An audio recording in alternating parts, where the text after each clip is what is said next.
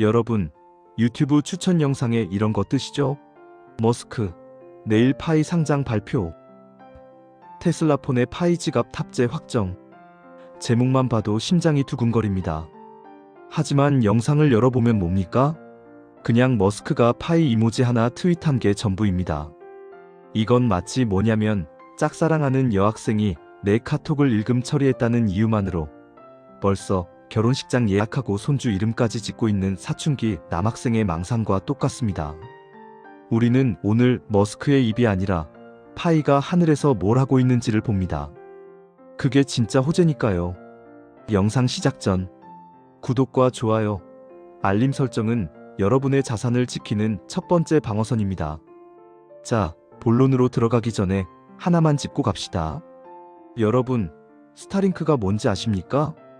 일론 머스크가 우주에 쏘아 올린 6,000개가 넘는 위성들이 지구 전체를 감싸고 인터넷 신호를 쏴주는 시스템입니다. 히말라야 산맥 꼭대기에서도, 아마존 정글 한복판에서도, 태평양 한가운데 요트 위에서도 인터넷이 됩니다.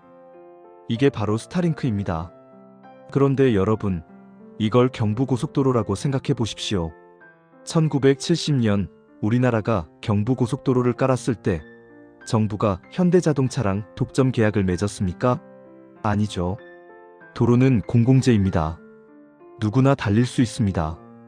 하지만 그 도로에서 가장 잘 달릴 수 있는 차가 따로 있습니다. 비포장도로를 뚫을 때는 사륜구동 지프가 필요하죠. 스타링크는 지금 전 세계 오지라는 이름의 비포장도로에 인터넷이라는 길을 내고 있습니다. 하지만 그 길은 여전히 험합니다. 신호가 끊기고 속도가 불안정하고 인프라가 열악하죠. 그래서 그 길에서는 튼튼한 사륜구동이 필요합니다. 파이 네트워크가 바로 그겁니다. 저전력, 경량화, 탈중앙화로 무장한 오지에서 살아남는 전용 차량입니다. 계약서에 도장을 찍는 게 중요한 게 아닙니다. 기술적으로 궁합이 맞느냐, 그게 핵심입니다. 자, 이제부터는 좀 차갑게 들어갑니다. 트레이더의 눈으로 팩트만 보겠습니다. 첫 번째, 연결성 문제입니다. 스타링크의 평균 레이턴시는 20에서 40mHz입니다. 이게 얼마나 빠른 거냐면 유튜브 영상을 4K로 끊김없이 보는 속도입니다. 축구 중계 실시간으로 보면서 카톡으로 친구랑 방금 골 이러고 떠들 수 있는 속도예요. 코인 거래? 당연히 가능합니다. 광 케이블보다는 느리지만 기존 위성 인터넷에 비하면 15배 빠릅니다. 그런데 여기서 중요한 포인트 하나. 파이 네트워크는 HTTP 기반 프로토콜입니다. 무슨 말이냐? 스페이스 X API가 없어도 스타링크가 제공하는 인터넷 연결 자체만으로 파이 노드는 작동한다는 겁니다. 비유하자면 고속도로 관리 사무소의 허락이 없어도 차는 이미 달릴 수 있습니다. 도로는 이미 열려 있으니까요. 여기에 파이 네트워크에 SCP가 합니다. 비트코인이나 이더리움은 블록체인 검증에 엄청난 데이터를 주고받습니다. 네트워크가 느리면 거래가 막힙니다. 하지만 파이 네트워크는 다릅니다. 비트코인은 뭐냐면 전 국민이 투표해서 대통령 뽑는 시스템입니다. 5천만 명이 다 도장 찍어야 끝나요. 느립니다. 파이 네트워크는 동네 반장 10명만 모여서 이거 맞죠? 확인하고 끝내는 시스템입니다. 당연히 빠르죠. 그리고 가볍죠. 이게 바로 SCP입니다. 자, 그런데 여기서 한 가지 더 짚어야 할 게 있습니다. 스타링크가 아프리카나 동남아시아에 깔린다고 해서 거기가 갑자기 강남 광케이블 환경이 되는 건 아닙니다. 여전히 현지 통신사들은 영세하고 여러 가구가 하나의 IP 주소를 나눠 쓰는 CGNAT 방식을 씁니다. 이게 뭐냐면 아파트 한 동에 우편함 하나만 있는 거랑 똑같습니다. 우편물이 와도 누구 거인지 구분이 안 되죠. 그래서 지금까지 개발도상국에서는 노드 운영이 거의 불가능했습니다.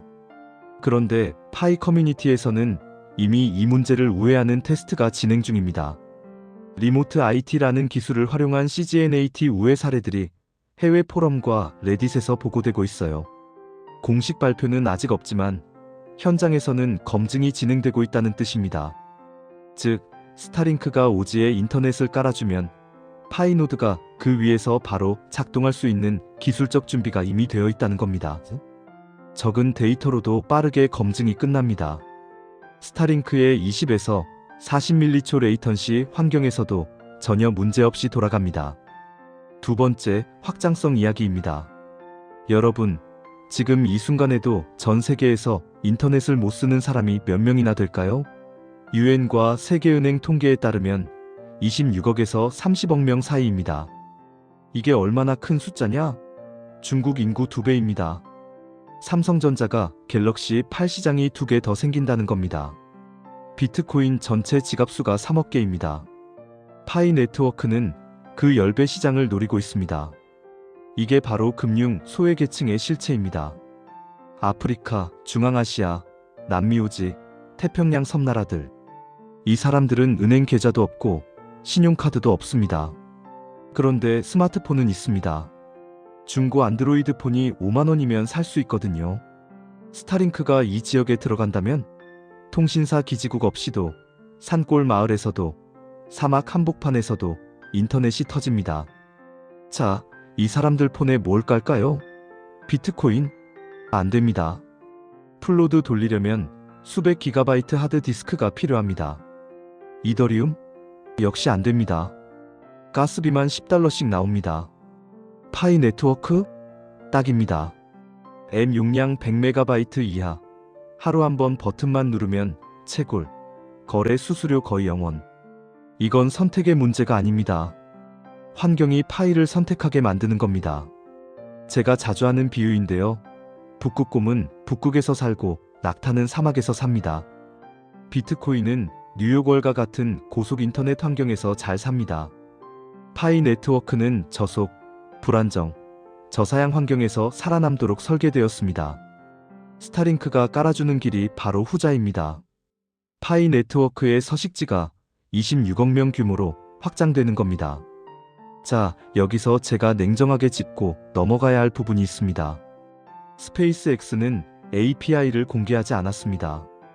다시 말해, 파이 네트워크 개발진이 스타링크 시스템에 공식적으로 접근할 수 있는 문은 아직 열리지 않았습니다. 그리고 일론 머스크나 스페이스X 측에서 파이 네트워크와의 파트너십을 언급한 적이 단 한 번도 없습니다. 이건 명확히 해야 합니다. 우리는 레카 채널이 아닙니다. 희망 회로를 돌리는 곳도 아닙니다. 그럼 제가 왜 이 영상을 만들었느냐? 계약 도장 찍는 게 중요한 게 아니기 때문입니다. 아프리카 케냐의 한 시골 마을에서 스타링크 안테나를 설치하고 파이 네트워크 앱을 켭니다. 노드가 돌아갑니다. 거래가 검증됩니다. 코인이 쌓입니다.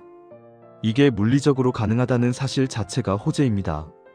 그리고 더 중요한 건 파이 네트워크는 HTTP 기반 프로토콜입니다. 무슨 말이냐?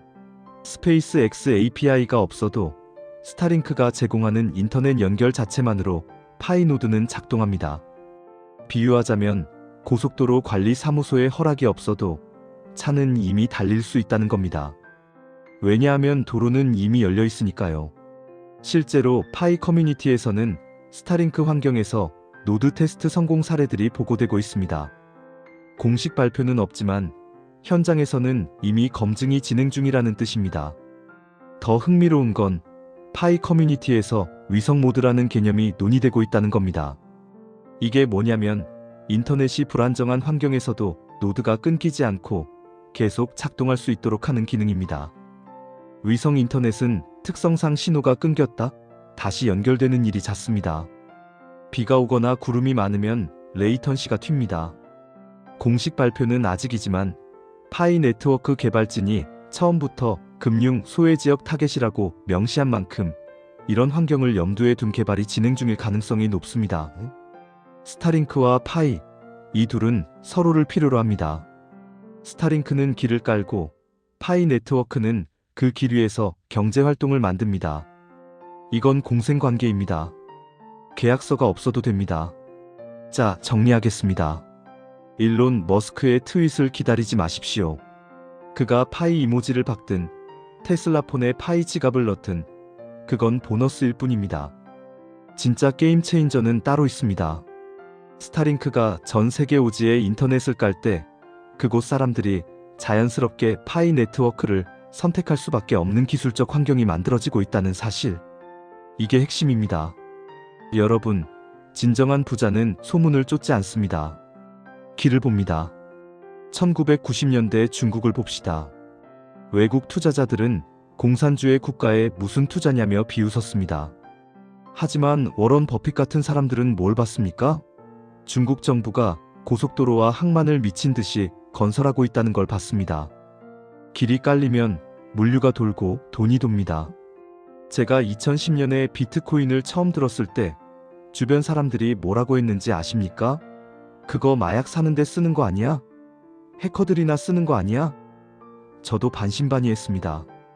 그런데 10년이 지난 지금 엘살바도르는 비트코인을 법정화폐로 만들었고 블랙록 같은 월가 공룡들이 ETF를 만들고 있습니다. 여러분, 지금 파이 네트워크를 보는 시선이 2010년 비트코인을 보던 시선과 똑같습니다. 폰으로 채굴? 사기 아니야? 완전한 메인넷도 안 열었잖아. 하지만 저는 봅니다. 스타링크가 하늘에 길을 깔고 파이 네트워크가 그 길 위에서 엔진을 돌리는 모습이 보입니다. 역사는 준비된 자의 편입니다. 스타링크는 지금 하늘에 고속도로를 깔고 있습니다. 파이 네트워크는 그 길 위에서 달릴 준비를 마쳤습니다. 여러분, 머스크가 트윗 한번 올리는 동안 파이 네트워크는 지구 밖으로 영토를 넓히고 있습니다. 누가 더 바쁠까요? 여러분은 지금 역사적 인프라 확장의 초입에 서 있습니다. 머스크의 입이 아니라 파이의 기술적 마일스톤을 주목하십시오. 프로토콜 25 업데이트, CGNAT 우회 사례, 위성 모드 논의. 이런 것들이 진짜 호재입니다. 미래는 망설이는 자가 아니라 준비하는 자의 것입니다. 구독, 좋아요, 알림 설정 부탁드리고 여러분의 선택이 여러분의 미래를 바꿉니다. 감사합니다.